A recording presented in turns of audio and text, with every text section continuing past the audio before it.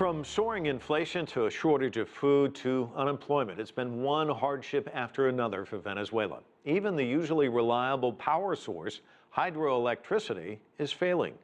Drought is one of the main culprits. One of the most obvious signs of that drought is in western Venezuela, in the state of Táchira. A long submerged valley is no longer below water. CCTV's Stephen Gibbs went to check it out.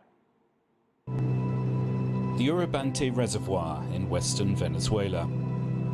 Look closely and it's soon apparent that this is not a creation of nature.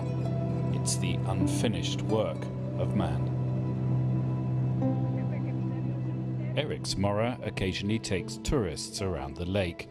He's never seen it like this before. This year, the reservoir is the lowest it has ever been. We've had the most severe drought, and it has lasted the longest.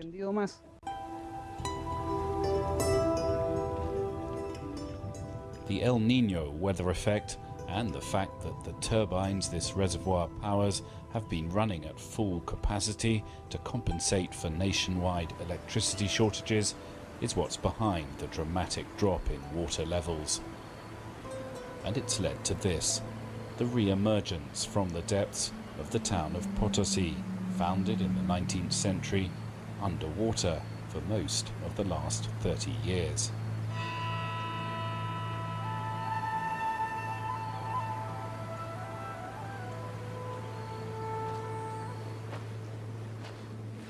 Isabel Mora and her daughter Mireia once lived here.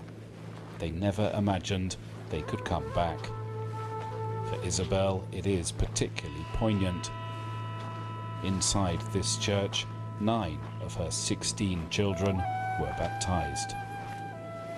Ay, Diosito. Ay, mi capilla. It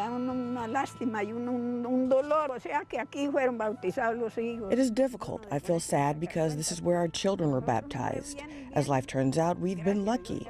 We've had good health and everything. But we had to leave this place, and Potos was beautiful. Mireia was 19 when she left. I still remember my beloved Potos. I studied here from 1st to 3rd grade. I took communion here, spent my whole childhood here. The family never wanted to leave. In fact, they resisted until the water of the slowly filling reservoir had reached the threshold of their home.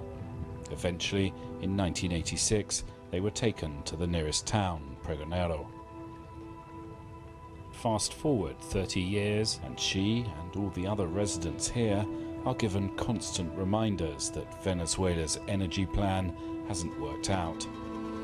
Power cuts are commonplace in small towns like this, and the country is rethinking its whole hydroelectric policy.